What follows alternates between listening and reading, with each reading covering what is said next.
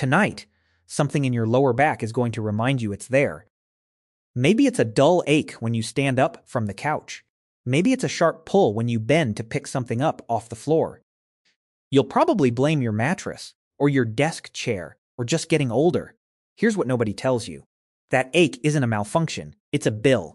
And you've been paying it in installments for about 4 million years. Somewhere around 4 million years ago, your ancestors did something almost no other primate on Earth had ever committed to. They stood up, fully, permanently, and walked away from the trees on 2 legs for good. Fossils like the famous skeleton nicknamed Lucy, found in Ethiopia and dated to roughly 3.2 million years ago, already show the telltale signs. A pelvis shaped for walking, not climbing. Leg bones angled inward toward the knee the way yours are right now. This wasn't a sudden leap. It was a slow, multi-million-year renovation project performed on a body that had spent tens of millions of years before that being optimized for something completely different. Moving on 4 limbs, weight-braced front and back. It freed their hands. It let them carry food, carry tools, carry their own children. It's arguably the single decision that made every later human achievement possible. And it also, quietly, wrote out a list of invoices that every one of us is still paying, every single day, without knowing it. This is one of the most common questions people never think to ask about their own bodies. If walking upright was such a brilliant idea, why does it hurt so much? Why does almost every adult you know complain about their back, their knees, or the veins in their legs? Here's the answer. Standing up was never a clean upgrade. It was a trade. And today we're opening the invoice one line at a time. Let's start with the first and most universal charge on the bill, your lower back. Every 4-legged primate has a spine built like a bridge, weight distributed along a horizontal beam, supported at both ends. When your ancestors stood upright, that bridge had to become a tower instead, stacked vertically, balancing a heavy torso directly on top of a narrow base. To make that work, the lower spine developed a pronounced inward curve called lumbar lordosis that keeps your upper body's weight centered over your hips instead of toppling forward. It's an elegant fix. It's also, biomechanically, a little bit precarious.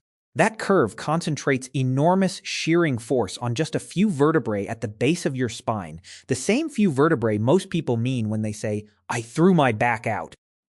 Researchers studying human anatomy have found that roughly 40% of people will experience significant low back pain at some point in their life.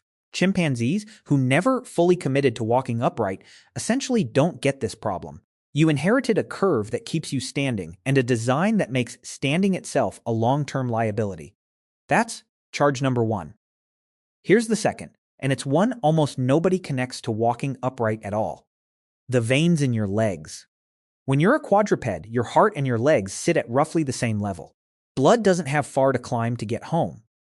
Once your ancestors stood up, the return trip got a lot longer, and gravity became the enemy on every single trip back up from your feet to your heart. Your veins have one-way valves that are supposed to stop blood from sliding backward down that long vertical climb. Stand for years, decades, a lifetime, and those valves start to fail under the pressure. The vein stretches. It bulges. You get a varicose vein. This isn't rare. It's closer to normal. Studies on venous disease put the rate at roughly 1 in 3 adults in Western countries. 1 in 3. That's not a medical anomaly, that's just what happens eventually to legs that were repurposed for standing. Notice, too, that this is a charge you'll never see written on a chimpanzee's medical chart. Their legs were never asked to fight gravity for 16 hours a day, every day, for 80 years. Charge number 3 lies lower still, and it's one surgeons have been writing papers about for decades. The inguinal hernia, right where your leg meets your torso. Here's the detail that makes this one so strange. That weak spot in your lower abdominal wall exists in 4-legged mammals too. But in a quadruped, that canal points functionally uphill and gravity barely touches it. A 1997 paper in the journal Clinical Anatomy laid out the mechanism plainly. Once your ancestors stood upright, that same canal was suddenly aimed downward, taking the full gravitational weight of everything sitting in your abdomen every single day for your entire life. The anatomy didn't change to accommodate the new posture. It just got hit with a kind of stress it was never built for. Around 1 in 4 men will develop an inguinal hernia at some point in their life. Now, the fourth charge, and this one made headlines a few years ago because of how directly it ties injury to advantage. Your knees. Four-legged mammals split their body weight across 4 columns of bone with every stride. The moment your ancestors stood up, all of that weight had to funnel through just 2, and with every single step you take, through just 1, for a fraction of a second, over and over for your entire life. Researchers at Harvard, led by evolutionary biologist Terence Capellini, mapped how rapidly the human knee changed as it evolved away from our common ancestor, with chimpanzees remodeling itself to handle the entire weight of your body slamming through that single column of bone with every step, instead of that weight being split across 4 limbs. Publishing their findings in the journal Cell, they found the very genetic switches that gave humans this new, upright, capable knee are the same switches now linked to osteoarthritis risk, a disease affecting an estimated 250 million people worldwide. The upgrade and the vulnerability were engineered by the exact same piece of DNA. You cannot separate the advantage from the cost. They're the same mutation. And then there's the fifth charge, the one with the highest stakes of all, and the one that made walking upright almost fatal for half the species. Childbirth! Standing upright required a narrower, more compact pelvis to keep your center of gravity stable over 2 legs instead of 4. Around the same evolutionary window, human brains started expanding dramatically, tripling in size compared to our early ancestors. Those 2 trends collided directly, head-on, inside the one place they absolutely could not both win. The birth canal, a narrower passage trying to pass an increasingly large skull on a tighter and tighter deadline.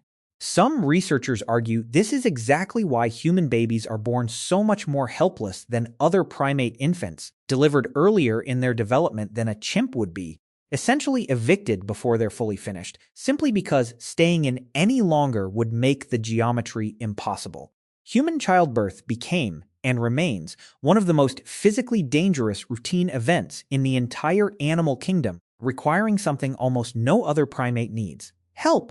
A mother giving birth alone, the way most mammals do, is a far riskier proposition for a human than it is for nearly any other species on Earth. 5 charges, a spine balanced on a hair trigger curve, legs fighting gravity every hour you're upright, a weak point in your abdomen aimed the wrong way, knees carrying a burden no ape's knees were ever asked to carry, and a birth canal squeezed narrow at the exact moment the passenger got bigger.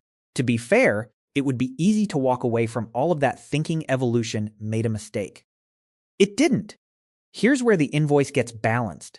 Somewhere around 2 million years ago, your ancestors turned this same body into one of the most efficient long-distance machines in the animal kingdom.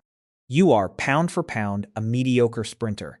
Almost any 4-legged predator can outrun you over a short distance. But over long distances, in heat, for hours at a time, you are exceptional.